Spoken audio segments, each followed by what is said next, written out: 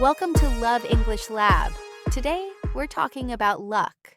Why some people seem to catch the right moment, meet the right person, or find the right idea at just the right time. We've all seen it. Two people with similar talent, but one keeps getting lucky breaks. It's tempting to call it magic. I don't think it is.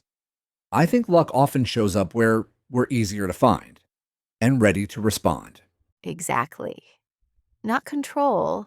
No one controls life, but you can tilt the odds. If you're prepared, visible, and connected, good things have more ways to reach you. And there's usually a quieter story behind those overnight moments, drafts no one saw, small attempts that taught important lessons, conversations that seemed casual but opened a door later. I like to picture luck as a breeze. You can't order the wind to blow, but you can open windows. You can be in places where a breeze is likely, and you can notice it when it arrives. That's the heart of it. Notice and respond. Some people miss chances because they expect them to look a certain way. Others are curious enough to say, maybe this is something. Let me explore. And luck isn't only big dramatic events. Sometimes it's a tiny message, a quick yes, or a small experiment that leads to something larger months later. So today, we'll explore how people become luck prone, ready, findable, and open to possibilities without overcomplicating it. If you've ever thought, why doesn't that happen to me? Stay with us. We'll make the idea of luck feel less mysterious and more human. Let's begin. Before we dive in, let's get on the same page with a couple of phrases. Lucky break, a moment when things suddenly go your way. Tilt the odds. Make a good outcome a bit more likely. Serendipity, a happy discovery you weren't planning. Momentum. Small wins that start bringing more wins.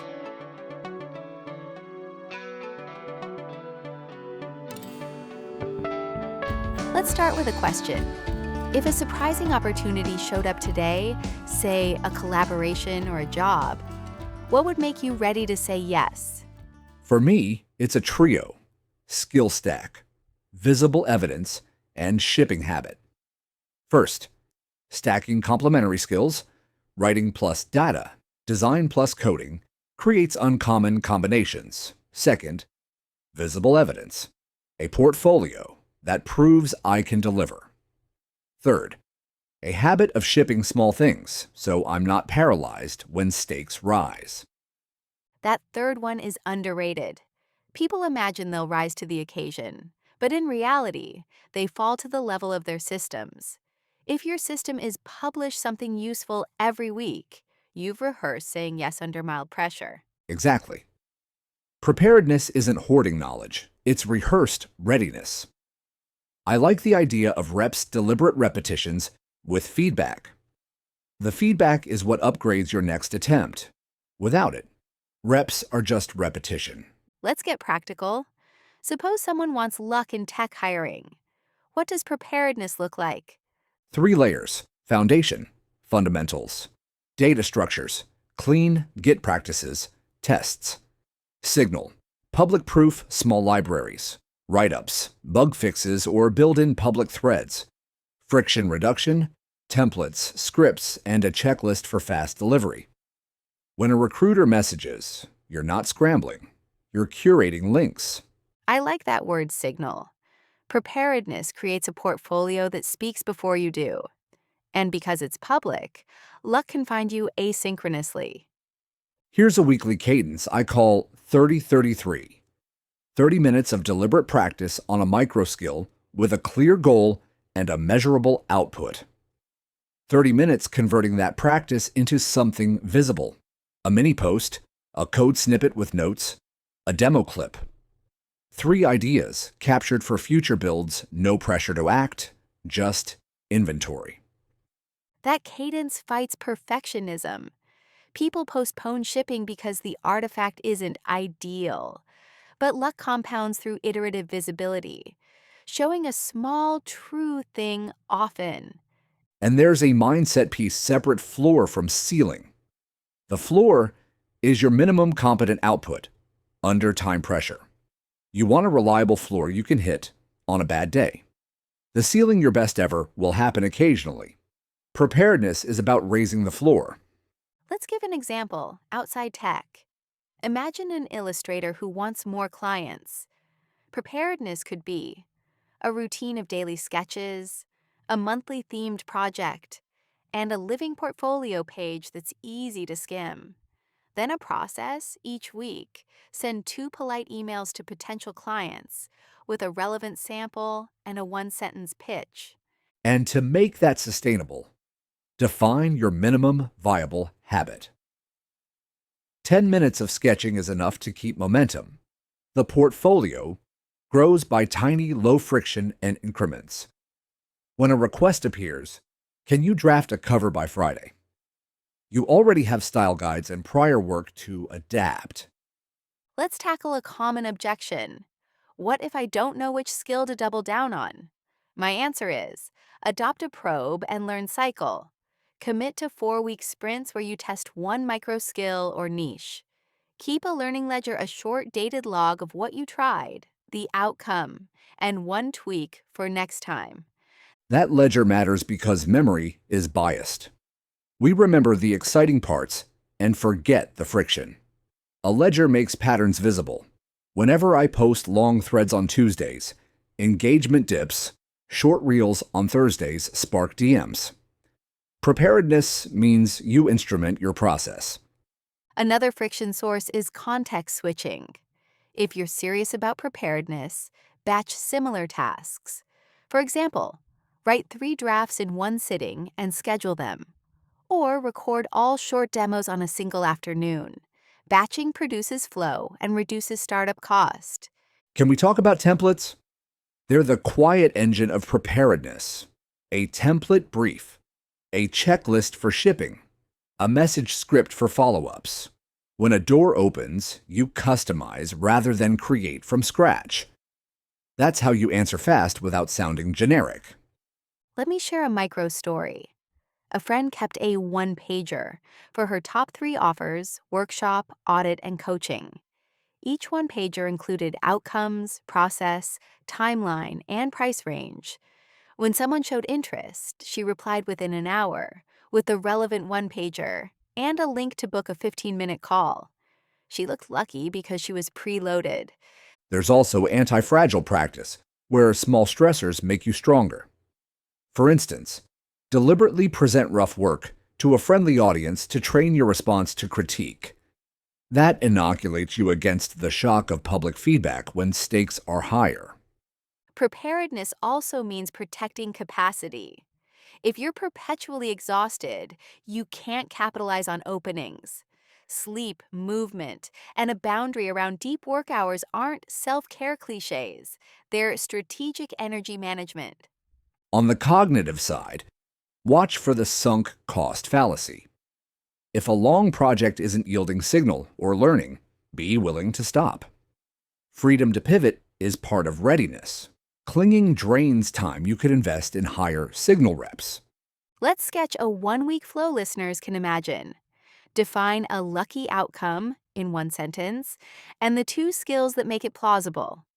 Set up a learning ledger and a simple portfolio page or pinned thread. Build a tiny artifact 500 words, a 60-second demo, or a sketch set. Ask for feedback from one peer and one target user. Log what you learn. Publish a refined version plus a short note on your process. Craft a template email or DM offering help on something specific. Ship again small, but a different format. Notice what moved the needle. Notice the loop, practice, publish, feedback, refine, repeat. That loop raises your base rate and makes you probabilistically lucky. Before we wrap, part 1, one more idea. Portfolio heat mapping. Look at your artifacts and mark where attention clustered saved posts, replies, shares, or DMs. Heat reveals where your preparation resonates. Put more reps where it's warm. And remember, preparedness is portable. Even if one opportunity vanishes, the skills, systems, and templates remain. That's how you build residual readiness, the readiness that outlives a single bet. Well said. Okay, time for our vocabulary and phrases chat. We used skill stack to describe a combination of abilities that together create uncommon value, like design plus data storytelling. Reps are deliberate repetitions aimed at improvement, not mindless practice. A feedback loop is a cycle where results inform your next attempt. Publish, learn, adjust, publish again. Build in public means sharing work in progress, so opportunities can find you. Raise the floor is improving your minimum standard, so even on bad days, you deliver competent work. Minimum viable habit is the smallest consistent action that keeps momentum 10 minutes, that prevents zero. Sunk cost fallacy is sticking with a losing project because you've already invested time or effort. And residual readiness is the lasting capacity you keep after a project ends skills, templates, and systems that make the next opportunity easier to capture.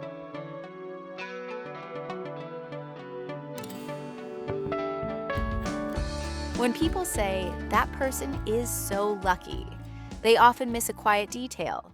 Everyone knew where to find them. Their work wasn't hidden in a folder. Their name kept appearing on a project, a comment, a small talk. Visibility sounds flashy, but most of it is humble and consistent.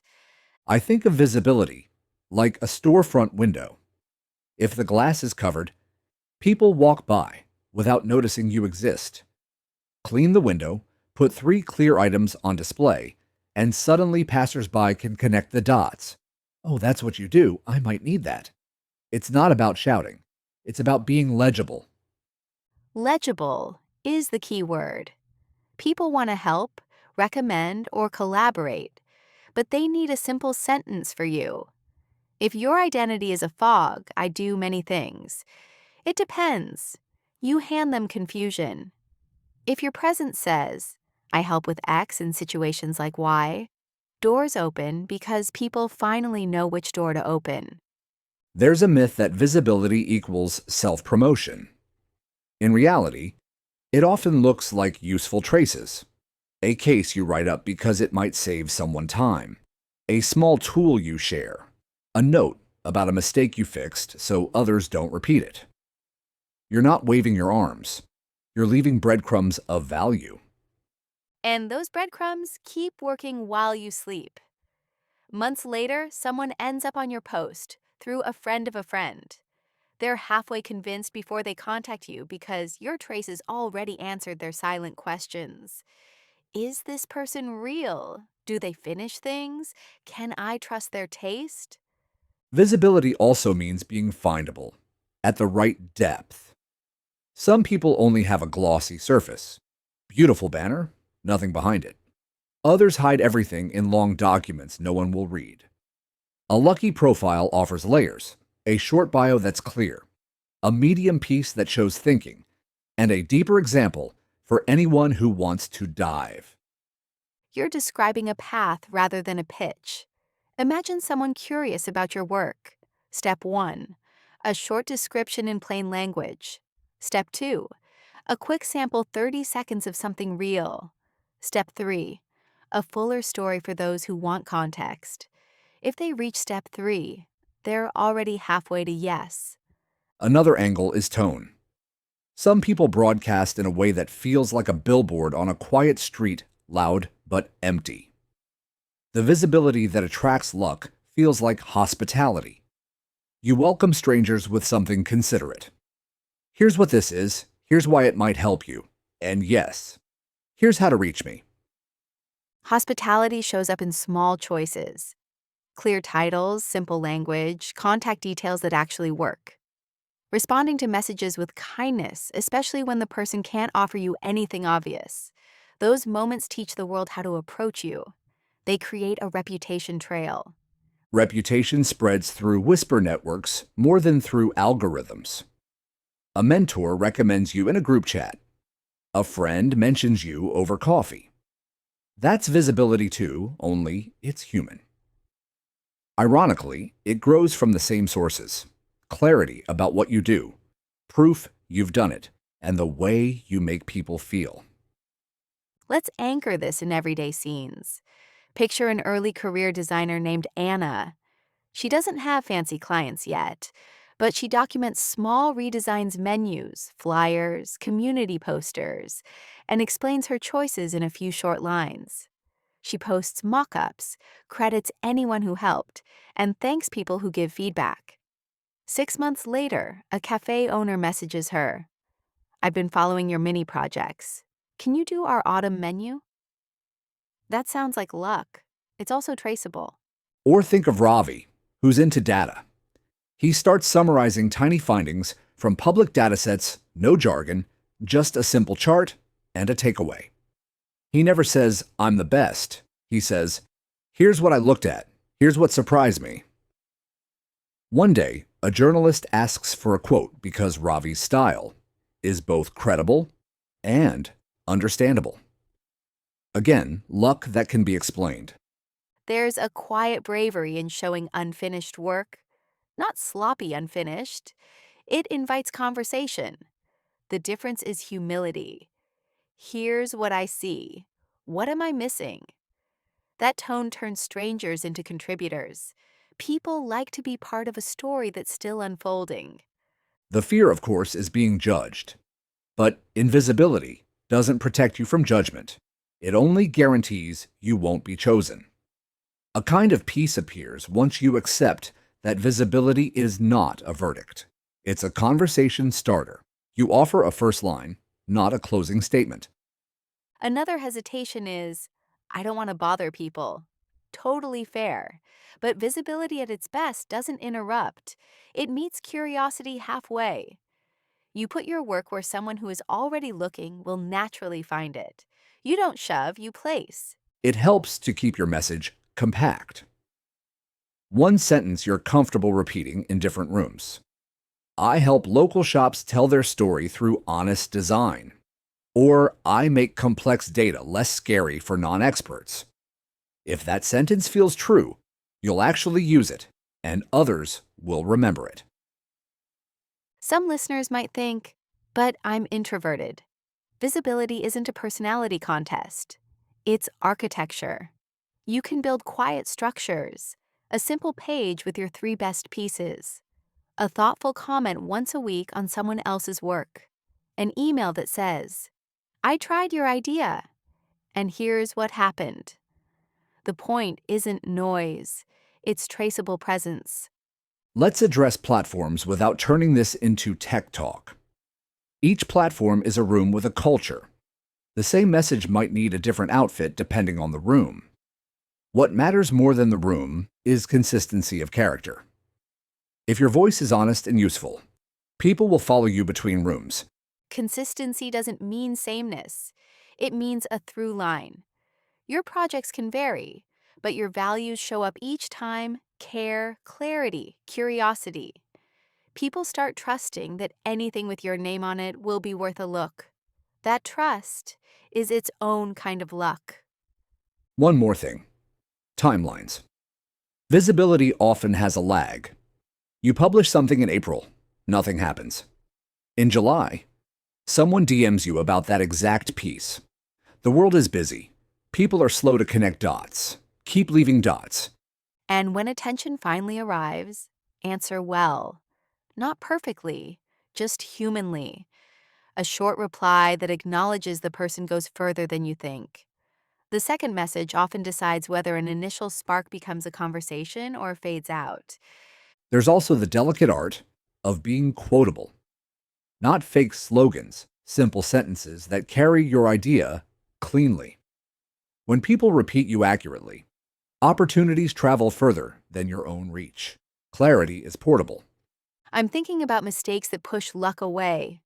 One is the mystery brand beautiful visuals, zero substance. Another is the labyrinth too many links, unclear navigation. A third is the monologue only broadcasting, never responding. Visibility thrives on two-way air. The antidote is warmth. Even when you disagree, you stay generous in tone. That kind of presence doesn't mute your standards, it frames them in respect. People remember how you argued, not just what you argued. A last image, a lighthouse. It doesn't chase ships, it shines steadily. Ships come and go, but the light is dependable enough that when someone needs to find you, they can. That's visibility in the long run. And the funny thing is, once you operate like a lighthouse, you become a connector. You start pointing others toward each other. That generosity multiplies your luck because you're part of more stories than your own. So, if luck is a breeze, visibility is opening more windows and keeping a light on, so the breeze knows where to enter. Nicely put.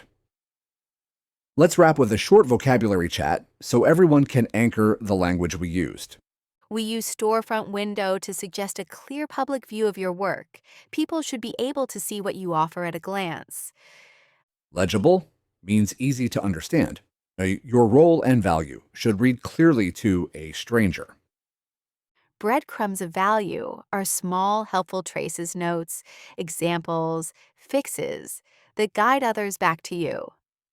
Reputation trail is the feeling people get from your responses and tone over time. It travels through friends and quiet channels. Findable at the right depth means offering layers, a short intro, a quick sample, then a deeper story for those who want more. Conversation starter reminds us visibility isn't a verdict. It invites dialogue rather than declaring perfection. Through line is the consistent character or value that runs through your different projects. And lighthouse is our image for steady, trustworthy presence you don't chase, you shine, so people can locate you when it matters. Coming up next time, we'll look at how luck often travels through people and how everyday kindness, clear asks, and respectful follow ups can change the map. See you then.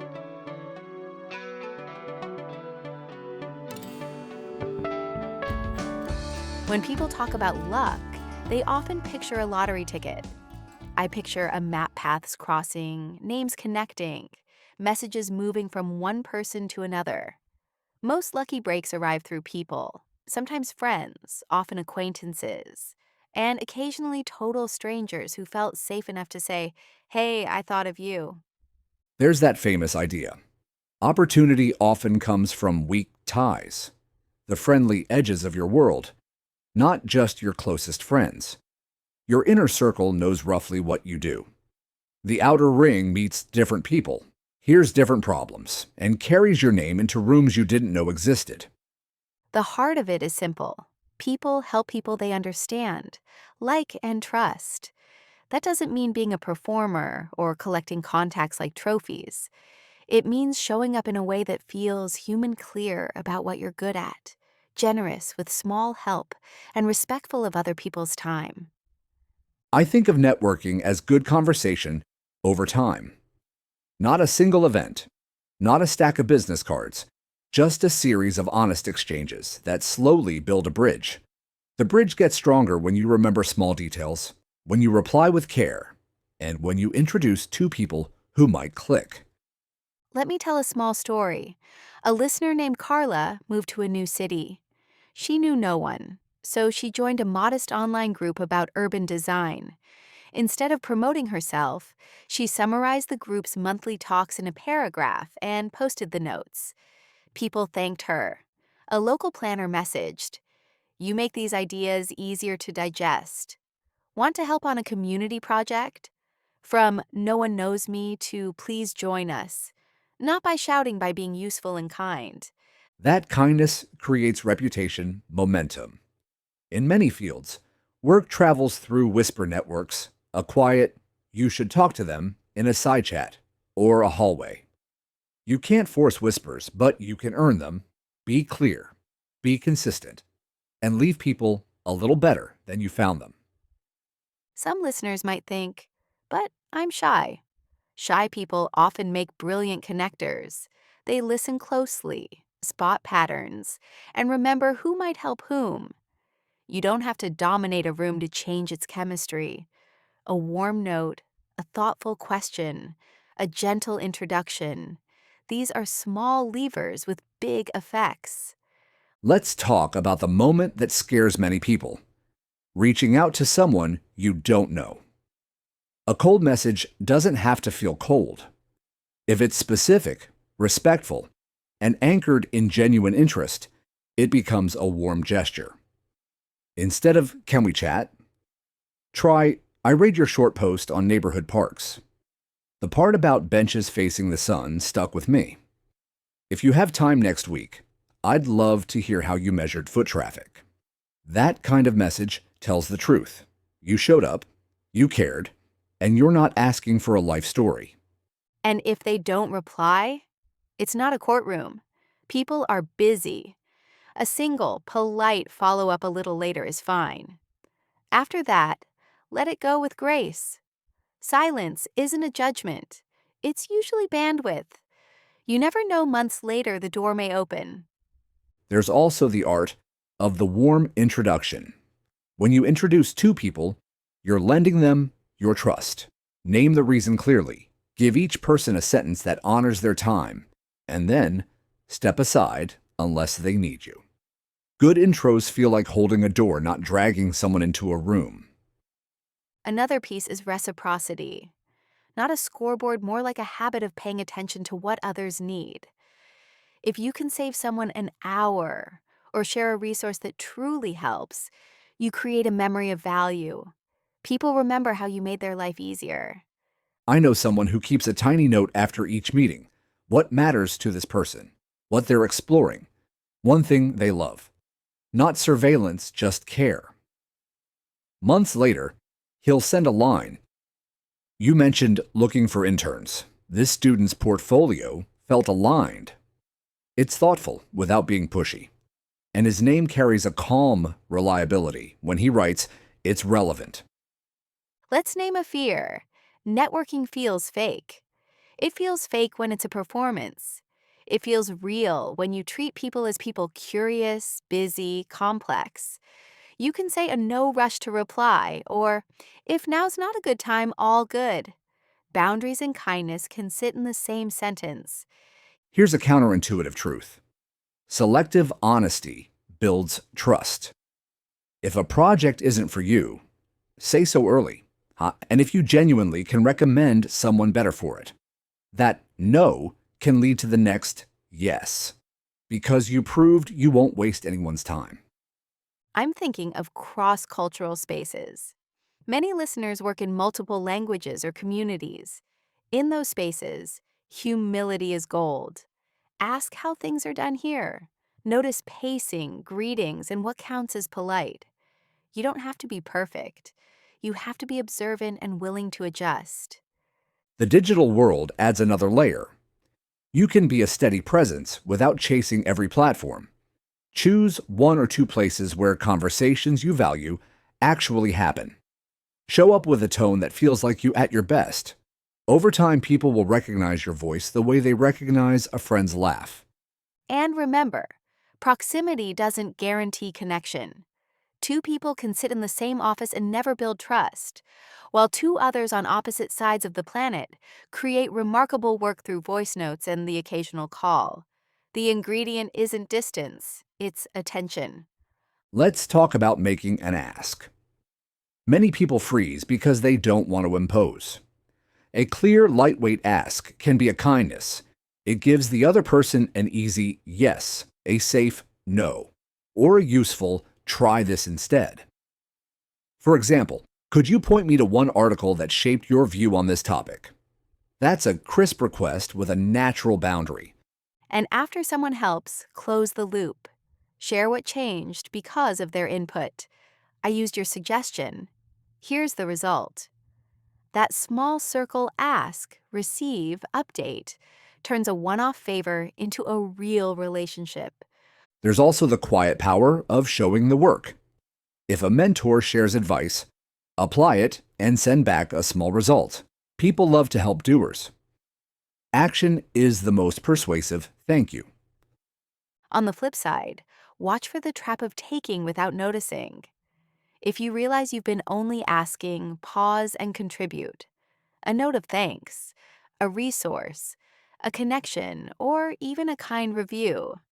Generosity isn't a transaction, it's the weather of a healthy network. Let me offer a small metaphor. Think of your network as a garden. You don't yank plants to make them grow. You tend lightly and regularly, water here, remove a weed there, check the soil, be patient with seasons. Some seeds sprout at once. Others rest until rain arrives. Luck often looks like a flower that suddenly opens. But you and the weather were collaborating for months. Beautiful.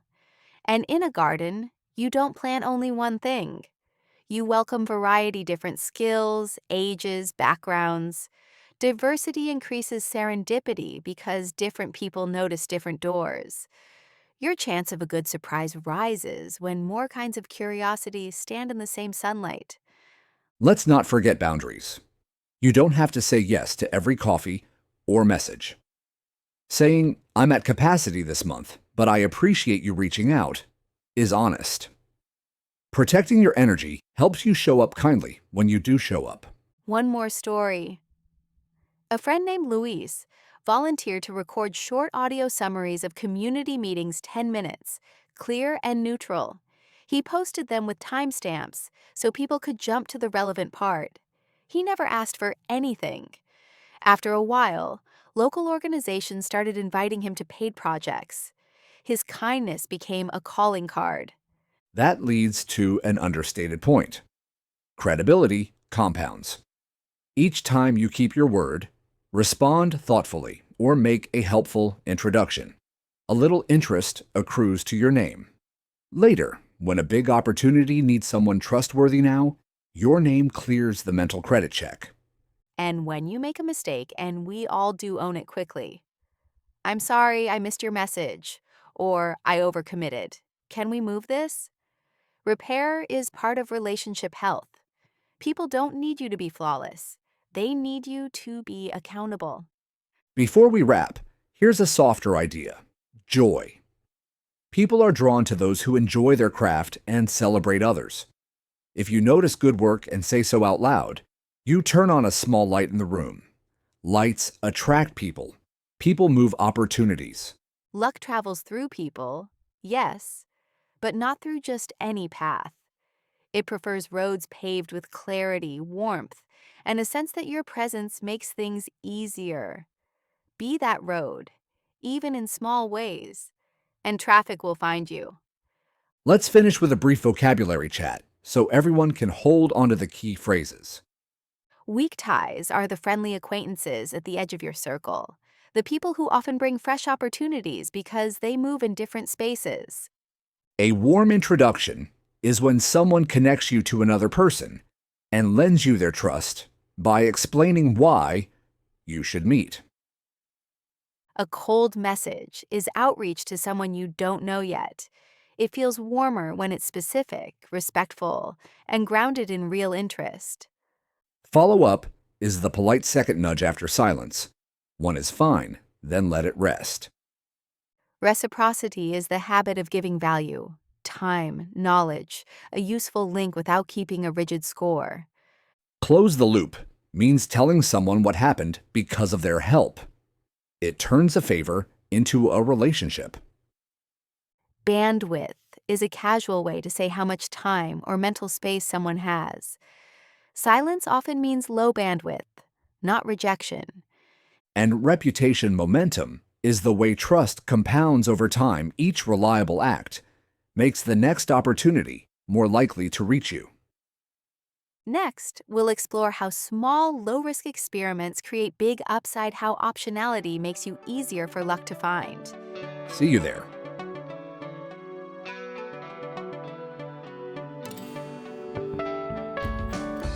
When people say, I'm waiting for my big break, I picture a single door in a long hallway locked, lights off, nobody inside.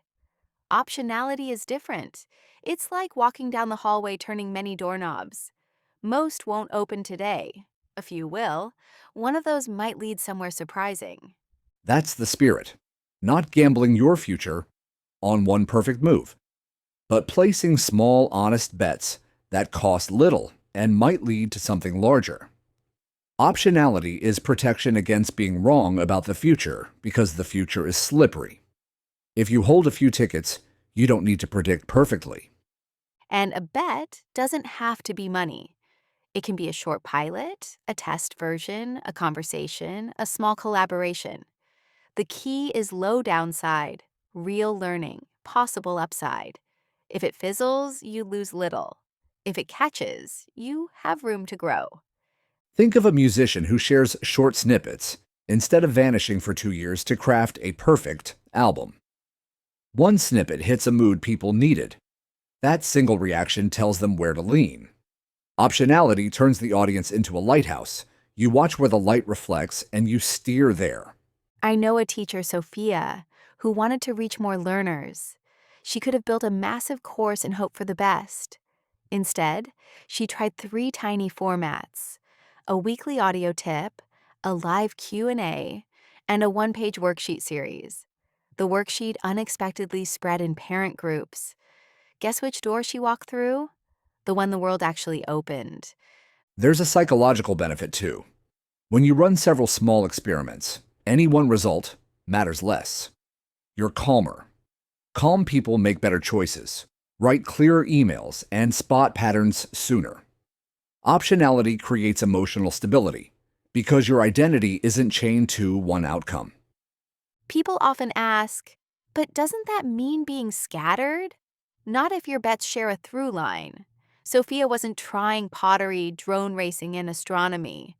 All her experiments serve the same mission, helping learners. Optionality isn't chaos. It's varied paths toward one North Star. Let's bring in the idea of asymmetric upside. Some actions have capped benefits. You put in an hour, you get an hour's reward.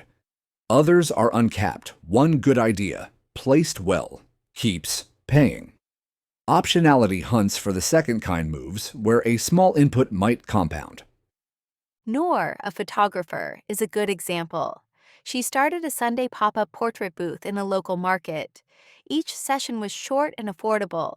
A few of those portraits ended up as profile pictures. Friends asked, "Who took that?" Her name spread in concentric circles.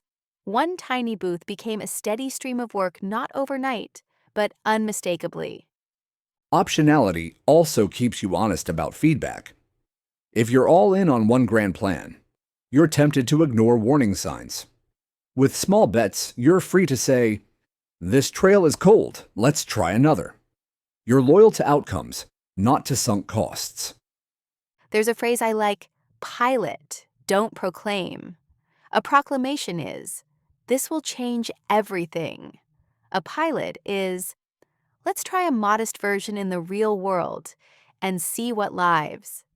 Pilots discover friction you can't see on paper: scheduling, tone, timing, even the shape of the demand. And pilots lower the social risk. Inviting 10 people to a test feels human. Announcing to the whole internet that you're launching the future of learning. That's heavy. Optionality lets you stay light on your feet. We should talk about seasonality. Life has seasons: busy months, quiet stretches, caregiving, study, recovery. Optionality respects that. In a heavy season, you keep bets tiny, a note here, a draft there. In a spacious season, you enlarge the bets that already showed promise. Right? Optionality isn't only about how many bets, it's about sizing them to your current energy. A smart move in the wrong season can still be wrong. When your time is tight, run micro tests that keep your signal alive without burning your reserves. I'm thinking of Mateo, a developer who enjoys small tools that make daily work nicer. He built 3 little utilities and shared them with clear READMEs. One utility, the simplest, resonated with teams. Because it was already public, invitations arrived. Could we sponsor a feature? His bet wasn't loud, it was findable. Optionality also means keeping option value alive. Don't slam doors you might need later. If you leave a project, leave a thank you and a clean handover. If you pause a collaboration, pause it respectfully. The way you end things creates future openings or closes them. Another angle, pair bets with people. Some doors open because of timing, others open because of trust. Aisha, a chef, planned pop-up dinners with rotating partners, a baker 1 month, a ceramic artist the next. Each partner brought a new crowd and a fresh story. The dinners became a cultural crossroad rather than a single menu. That diversity was her optionality. People worry. What if I fail publicly? You will sometimes. Optionality turns failure into data.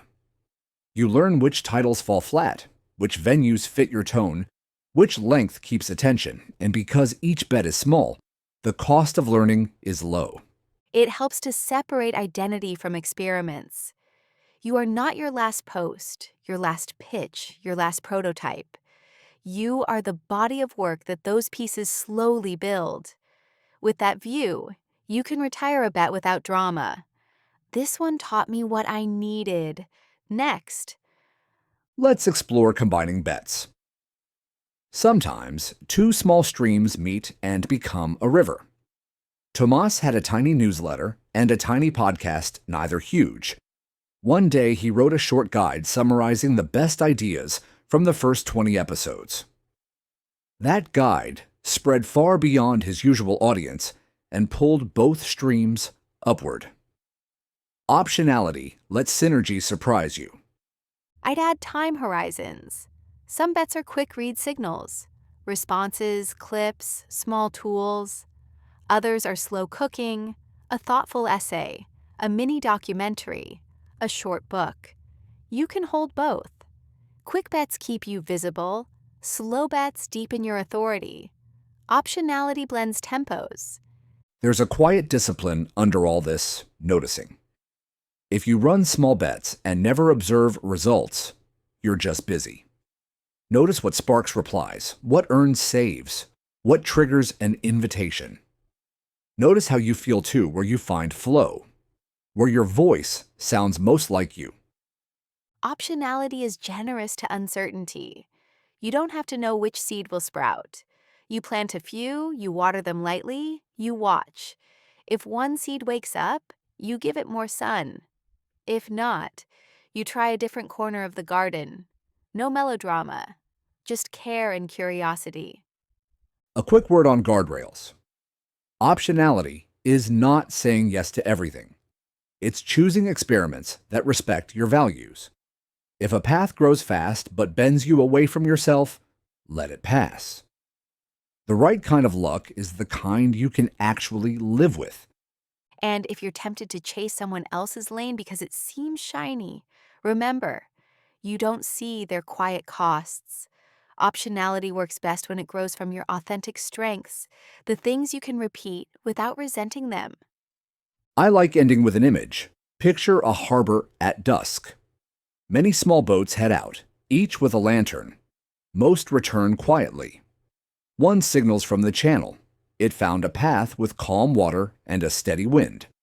Tomorrow, you send two boats that way. Optionality is that gentle exploration. Honest signals, better routes over time. And soon, people think you're lucky. Maybe you are. Or maybe you simply gave luck more chances to find you. And you noticed when it did. Let's wrap with a quick vocabulary chat to anchor today's language. Small bets. Modest experiments that are cheap to try and enrich in learning. Asymmetric upside situations where a tiny effort can lead to outsized benefits with limited risk. Pilot. A test version in the real world to see what actually works before going big. Option value. Keeping doors open so you can act later, if conditions improve. Through line. The common thread. Linking different projects to the same mission. Sunk cost. The time or effort already spent that shouldn't control your next decision. Synergy. Two small efforts that, combined, amplify each other. And tempos. Mixing quick actions that keep you visible with slower work that builds depth. Next up, timing and pattern recognition. how to spot a wave early and ride it without forcing it.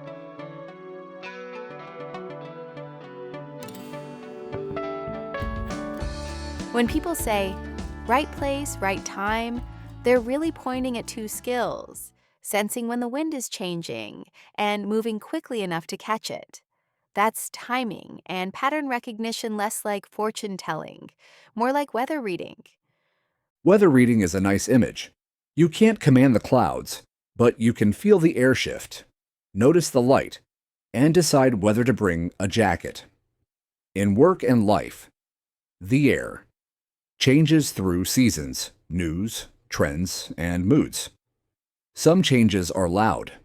Others are whispers you only hear if you're paying attention. I think of timing as finding the window a short period, when a choice becomes easier, cheaper, or more welcome than usual. The same email sent 2 weeks earlier is ignored. Sent during a conference week, it gets a yes in 10 minutes. Nothing about the email changed, only the window. And pattern recognition is how you spot the window. You notice small rhythms. Your audience is more responsive on Sunday nights. Your neighborhood wakes up early on market days. Your clients approve budgets near the end of a quarter. If you keep noticing, patterns turn into soft predictions. Not magic, just memory. Organized. Let's ground that. A friend named Nara runs a small bakery. She sells well year-round, but her seasonal spikes are predictable: citrus in winter, berries in spring, stone fruit in late summer. She plans menus around those waves, of course. But her real-timing superpower is local, on rainy mornings. Foot traffic drops unless she posts warm croissant photos by 7:30 a.m. The rain becomes a selling point. Same rain, different outcome, because she learned the rhythm. In tech, timing often follows event cycles. A developer shares a practical cheat sheet 2 days before a big release, so people bookmark it. A designer posts fresh ideas during a design challenge week when everyone's attention is already tilted toward that topic. These aren't coincidences. They're gentle alignments with the calendar. There's also social timing, reading the room. A bold joke lands in one crowd and falls flat in another. A long article is loved during a quiet holiday and ignored during noisy news. Pattern recognition respects mood. You can say the same truth in a different tone, or wait for a calmer moment. That's still movement. Waiting can be an active choice. People sometimes imagine timing as first or nothing. Not always. Second mover advantage is real. The first person announces an idea and takes the hits. The second person packages it clearly, adds one missing piece, and meets the market at the right temperature. The window wasn't at the starting gun. It opened once the audience felt ready. And windows vary in size. Some are flash windows, a meme, a breaking story, a sudden piece of news. You either move now or don't. Others are slow windows, a steady shift in taste or tools. You don't need to sprint. You need to turn your ship a few degrees and hold that direction. Here's where noticing helps. Keep an eye on leading signals rather than only lagging results. A lagging result is the public explosion. Everyone can see viral posts, packed rooms, sold-out pre-orders. Leading signals are quieter, unusual replies, smarter questions in your inbox, a small group that starts meeting without being asked. Those hints say, something is forming. If you build a little path, people may walk it. I like collecting micro anecdotes, tiny, almost throwaway moments that repeat. 3 strangers use the same phrase to describe a problem. 2 different managers in different companies complain about the same bottleneck. When small notes rhyme, you're hearing a pattern hum. Rhythm isn't only outside you, it's inside too. Timing includes your personal energy curve. Some people do deep thinking in the morning and generous conversations in the afternoon. Others bloom at night. If you know your curve, you time your hardest work for your brightest hours. Then, when a window appears, you have energy to move. There's also readiness timing. An opportunity might be objectively good, but your life is in a heavy season moving homes, caring for a parent, finishing school. Saying not now isn't fear, it's wisdom. Pattern recognition includes recognizing your own bandwidth honestly. Let's talk about speed without haste. When a window opens, it helps to have light, flexible ways to respond. A short note you can adapt. A page where people can learn more. A tiny sample ready to share. You're not improvising from zero. You're remixing pieces you already trust. That's how you move quickly and stay calm. A good example is a filmmaker, Eli. Whenever a film festival announces a theme, he assembles a soft reel short clips in that theme, 30 seconds each. If someone asks, "Do you have anything about urban loneliness?" He does ready concise on message. He looks lucky. He's also quietly prepared for many windows. Timing also respects place. Some ideas belong to a small room before they belong to a big room. A thoughtful article might first appear in a niche newsletter where readers are patient and curious. Once it's shaped by that community, it can travel wider. Pattern recognition says, start where the conversation is richest, not loudest. And remember outliers, odd, single moments that don't repeat. Pattern recognition doesn't chase every outlier. One lucky spike can tempt you to throw away a steady path. Look for consistency across weeks, not just a single high. Windows open, storms also pass. Not every gust is a climate shift. There's a gentle trick for spotting genuine movement. Does the quality of attention improve? Not just more views, but better replies, more thoughtful questions, deeper collaborations. If attention gets richer, not just bigger, the pattern isn't noise, it's growth. Another timing angle is handoff timing. You might not be the best person to carry an idea all the way. Perhaps you're great at starting but not scaling, or brilliant at polishing but not initiating. Pattern recognition includes knowing your phase. Team up with people who thrive where you tire. Let's add geography and culture. A message that works in one city feels off in another. A holiday in one country is a workday in another. If your world crosses borders, timing means learning calendars that aren't yours and humbly asking, what's the rhythm here? And then there's luck lag. You plant something now. The response shows up months later, sometimes through a stranger. When you trust lag, you keep making good moves without demanding instant proof. Timing isn't only about speed, it's about faithful pacing. I like the image of surfing. You watch the water, you let a few waves pass, you paddle early enough to match the speed, and then you stand. Standing too early and you stall. Too late and the wave goes under you. There's no formula, only presence, practice, and a willingness to fall without drama. Falling matters. If every missed wave becomes a crisis, you stop experimenting. If a miss becomes information, I paddled too late, the angle was wrong, the board was off, you improve your read. Pattern recognition is memory with compassion. One more idea: stacked timing. Sometimes several modest windows align. A topic is heating up, your skills just matured, and your schedule is strangely open. Those weeks are precious. You don't have to work like that forever. But when the stars line up, leaning in a little more can change your curve for a long time. On the other hand, if everything is misaligned, ired audience, noisy news, you're ill giving yourself permission to downshift is intelligent timing. Protecting your floor, as we said earlier, keeps you in the game until the water calms. Before we close, I want to honor the quiet kind of timing, making room for chance by leaving space in your day. If every hour is booked, you have no slack to follow a surprising lead. Luck likes calendars with breathing room. That breathing room is also emotional. If you're clinging hard to a single outcome, you can't see the side door that just opened. Looser hands see more options. That's pattern recognition of a different kind, noticing the invitation that isn't shaped like your plan. So, yes, right place, right time. But right is often the result of careful watching, kind pacing, and small, ready steps. Waves keep coming. You don't need them all. You just need to be there, reading the water, willing to paddle. Let's end with a short vocabulary chat to anchor the language we use today. Window, a brief period when an action becomes unusually effective or welcome.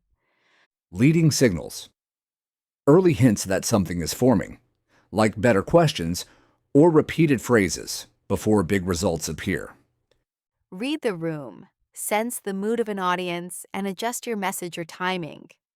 Second mover advantage arriving after the pioneer with clearer packaging or better timing and benefiting from a warmer market.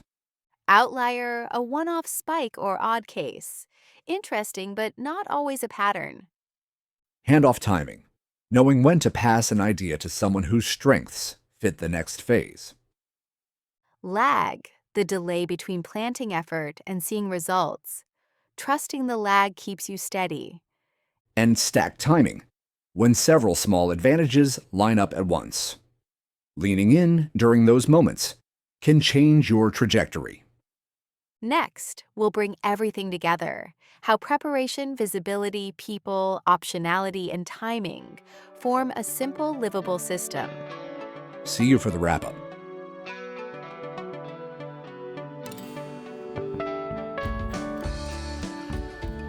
We've talked about luck from 5 angles, but here's the feeling I'm left with. Luck is less a thunderbolt and more a pattern you can live inside something human, steady, and kind. Same. When you line up the pieces, they rhyme.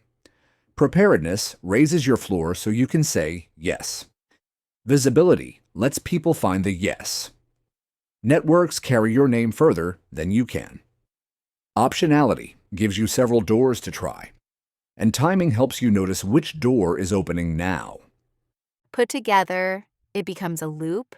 You make something small. You place it where it can be seen. People react. You learn. And you try again a little wiser.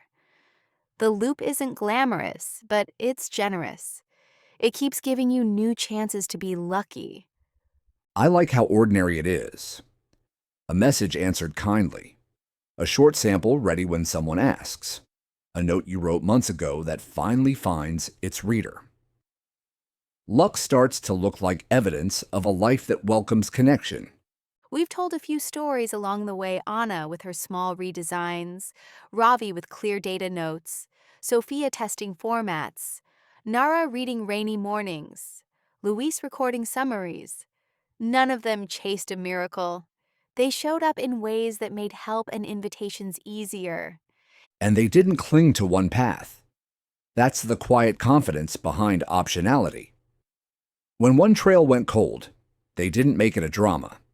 They redirected attention to a warmer place.